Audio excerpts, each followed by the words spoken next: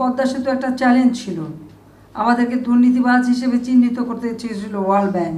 Challenge আমি গ্রহণ করেছিলাম এবং বলেছিলাম যে ওদের টাকা না, আমরা নিজের অর্থায়নে পদ্মা সেতু নির্মাণ করবো, ইনশাল্লাহ সেটা নির্মাণ করেছে। এবং এই একটা সিদ্ধান্তই বাংলাদেশের ভাবমূর্তি আন্তর্জাতিকভাবে পরিবর্তন হয়েছে।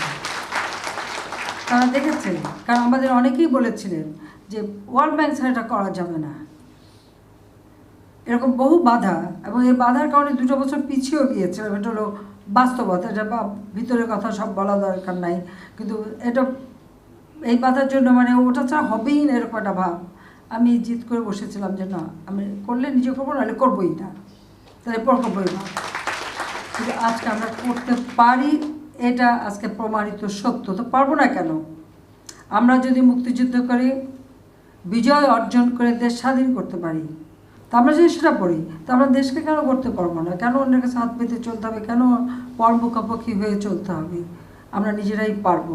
তো এই আত্মবিশ্বাসটা আমাদের নবীন কর্মকর্তাদের মাঝে সবসময় থাকতে হবে, এটাই আমি বিশ্বাস করি। অভিজ্ঞতা তো সঞ্চয় করতে হবে, জ্ঞান অর্জন করতে হবে, কিন্তু সেটা কাজে লাগাতে হবে নিজের দেশে। একটা গ্রামের মানুষও সকল নাগরিক সুবিধা তাকে পেতে হবে এবং তার জীবনটা উন্নত মানের হতে হবে। শুধু এই শহরের কিছু মানুষ মানে ধনী থেকে আরও ধনী হোক, সেটা আমরা চাই না। জনগণের পাশে থাকতে হবে এবং জনগণের আস্থা বিশ্বাস অর্জন করতে হবে।